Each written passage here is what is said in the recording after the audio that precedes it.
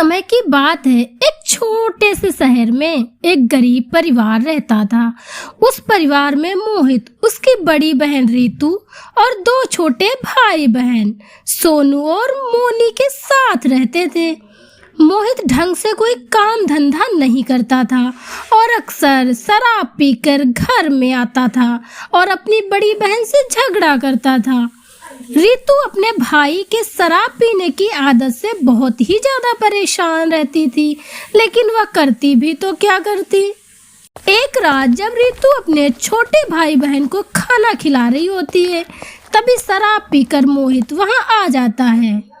ए दीदी, मुझे पैसे दे, मुझे शराब पीनी है। मेरे पास एक भी पैसा नहीं है। जो थोड़े बहुत पैसे थे उनसे मैं घर का राशन ले आई हूँ। ए दीदी, तो झूठ मत बोल, समझी? मुझे अभी पैसे दो दीदी। मैंने कहा ना मोहित, पैसे नहीं है। मुझे तो ये समझ नहीं आ रहा है हम अब कल क्या खाएंगे।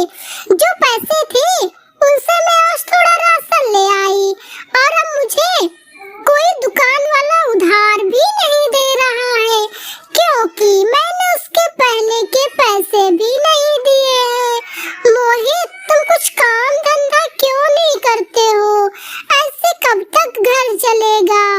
मैं जो थोड़ा बहुत घरों में काम करके पैसे कमाती हूँ उससे तो गुजारा भी नहीं हो पा रहा है, और तू इस घर का बड़ा बेटा है, तू कब अपनी जिम्मेदारी समझेगा?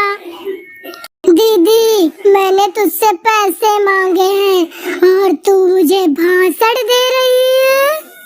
अगली सुबह जब मोहित सोकर उठता है, तभी अचानक उसको चक्कर आ जाता है और वह बेहोश होकर जमीन पर ही गिर जाता है।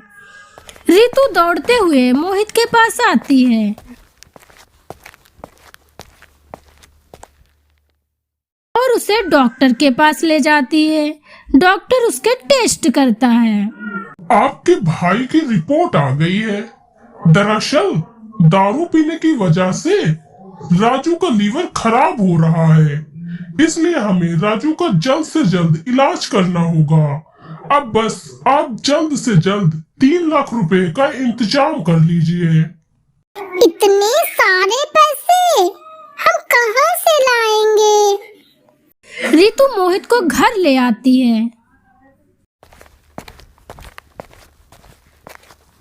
वह सभी घरों में जा जाकर काम मांगती है। मैडम जी, मुझे काम की सख्त जरूरत है, क्या मुझे काम दे सकती है? नहीं नहीं, तुम जाओ यहाँ से, यहाँ कोई काम नहीं है। वह दिन भर काम ढूंढती रहती है, लेकिन उसे कहीं काम ही नहीं मिलता है। वह दिन भर चलते चलते बहुत थक जाती है, इसलिए एक दुकान के सामने बैठ जाती है। अब मैं क्या करूँ? मुझे तो कोई काम भी नहीं दे रहा है। हे कृष्ण जी, अब आप ही मेरी मदद करो, प्लीज कृष्ण जी। तभी रीतू की नजर उस दुकान पर पड़ती है। अरे यह क्या? यह दुकान तो खुली हुई है। वह अंदर जाकर देखती है तो दुकान में बहुत अंधेरा होता है और ऐसा लगता है जैसे यहाँ कोई रह रहा है। रीतू उस दुकान के अंदर खड़ी होती है, तभी उसे एक आवाज आती है। कौन है इस दुकान में? किसकी हिम्मत हुई है यहाँ आने की? कौन? तभी भूत रीतू के सामने आ जाता है। भूत? लगता है तेरी मौत आई है, जो तू मेरी दुकान के अंदर चली आई। भूत जी, मुझे जाने दो, मुझे मत मारो। मैं तुझे ना मारूं? ऐसा कैसे हो सकता है? तूने मेरी दुकान में घुसने की हिम्मत की है, अब तुझे मरना ही पड़ेगा। भूत के ऐसा बोलने पर रीतू बहुत डर जाती है और वह डरते हुए बोलती है। मुझे जाने दो, मैंने कुछ नहीं किया है। मेरे 2 छोटे छोटे भाई बहन हैं। अगर मैं घर नहीं गई तो उनका क्या होगा? वो मेरा घर पर इंतजार कर रहे होंगे।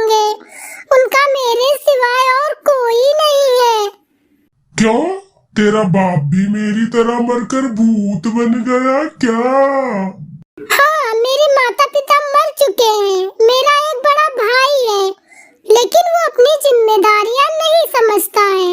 दिन भर शराब के नशे में धुत रहता है। शराब पीने की वजह से मेरे भाई का लीवर खराब हो गया है। उसके इलाज के लिए मुझे बहुत सारे रुपयों की जरूरत है, इसलिए मैं काम ढूंढने निकली थी और थक कर मैं दुकान के बाहर बैठ गई। तभी इस दुकान को खुली देखकर मैं अंदर आ गई। क्या तू सच में सच बोल रही है? ऐसे भाई का तो मर जाना ही अच्छा है। अगर मैं झूठ बोलूं तो मुझे मार देना, और मुझे यकीन है एक दिन मेरा भाई सुधर जाएगा। वो दिल का बुरा नहीं है, बस उसको शराब की बुरी लत लग गई है। भूत को रितु की दुख भरी कहानी सुनकर रितु पर दया आ जाती है। चल तू बता, मैं तेरी क्या मदद करूं? क्या आप मेरी सच में मदद करोगे? अगर आप मेरी मदद करना ही चाहते हो तो ये दुकान कुछ दिनों के लिए मुझे दे दो। ठीक है, तू ले ले, लेकिन तू इस दुकान में करेगी क्या? ये तो अभी मुझे भी नहीं पता है। अगर तुझे सही लगे तो मैं तेरी यहाँ भी मदद कर सकता हूँ। मैं अंदर जलेबी बनाऊंगा और तू बाहर दुकान पर बैठकर जलेबी बेचना। तुम जलेबी बना लेते हो? हाँ, ये दुकान मेरी ही थी। मैं मरने से पहले इस दुकान में जलेबी बनाता था। एक दिन मेरी पत्नी ने अपने आशिक के साथ मिलकर मुझे इस दुकान में ही मार डाला। तभी से मैं एक भूत बन गया। मैंने उन दोनों को इतना डरा दिया कि वो दोनों ये दुकान छोड़कर यहाँ से भाग गए। तब तो तुम्हारे साथ बहुत बुरा हुआ। भूत अंदर फटाफट जलेबी बनाने लगता है। भूत को जलेबी बनाते देख रितु बोलती है, अरे तुम तो बहुत स्पीड में जलेबी बनाते हो। भूलो मत, मैं एक भूत हूँ। चलो अब ये जलेबी दुकान में रखो और बेचना शुरू कर दो। आज तुम लोगों को बहुत ही सस्ती जलेबी देना, और जब सभी लोग मेरे हाथ की जलेबी का स्वाद चख लेंगे तो तुम दूसरे दुकान वालों से सस्ते में ही जलेबी बेचना। फिर सब तुमसे ही जलेबी खरीदेंगे। रितु जलेबी बेचना शुरू कर देती है। वह उस दिन 5 रुपए किलो ही जलेबी बेचती है।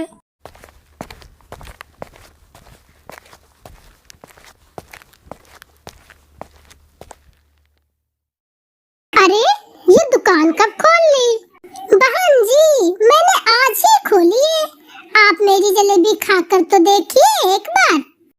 हाँ हाँ, क्यों नहीं। वह औरत जलेबी खाती है तो बस खाती ही रह जाती है।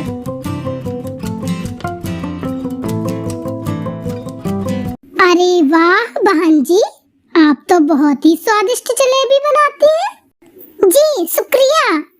बहन जी, जलेबी पैक कर दीजिए। इतनी स्वादिष्ट जलेबी मेरे बच्चे और पति खाएंगे तो खुश ही हो जाएंगे। जी बहन जी, जरूर, अभी पैक करती हूँ।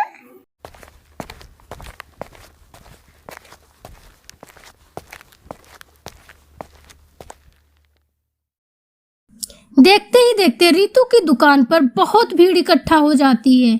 सभी उसकी जलेबी की खूब तारीफ करते हैं।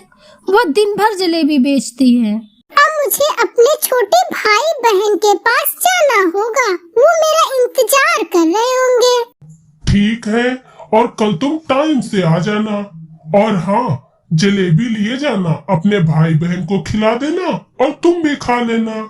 जी आपका बहुत बहुत धन्यवाद। वह अपने भाई बहन को जलेबी खिला रही होती है। तभी मोहित सोचता है, दीदी के पास तो पैसे नहीं थे, फिर ये जलेबी कहाँ से लाई, और दिन भर कहाँ गायब रही दीदी। रितु अगले दिन फिर सुबह दुकान चली गई। उस दिन वह 20 रुपए किलो जलेबी बेचती है। उस दिन भी उसकी दुकान पर बहुत भीड़ लगती है। वह शाम को फिर अपने भाई बहन के लिए जलेबी लाती है।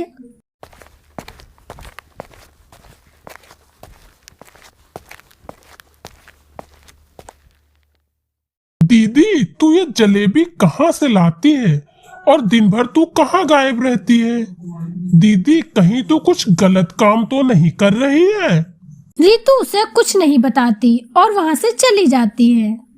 एक दिन जब रितु दुकान जा रही होती है, तभी मोहित भी उसके पीछे पीछे जाता है। वह वहाँ जाकर देखता है एक भूत जलेबी बना रहा है। भूत? तो तू है रितु का बड़ा भाई जो शराब के नशे में धुत रहता है? आप हम दोनों को जानते हो? हाँ, मुझे रितु ने सब बताया है किस तरह तू दिन भर शराब के नशे में पड़ा रहता है, इसलिए मैं रितु की मदद कर रहा हूँ। मोहित यह सब जानकर शर्म से पानी पानी हो जाता है। मैंने दीदी को गलत समझा और उस पर शक किया, लेकिन दीदी मेरे इलाज के लिए इतनी मेहनत कर रही है। मुझे अब अपनी गलती का एहसास हो गया है। मैं अब दीदी की मदद करूंगा। यह तो बहुत अच्छी बात है। वो दोनों भाई बहन बहुत मेहनत करते हैं और जल्दी ही पैसे जमा कर लेते हैं। सबसे पहले रितु मोहित का इलाज करवाती है और मोहित जल्द ही ठीक हो जाता है।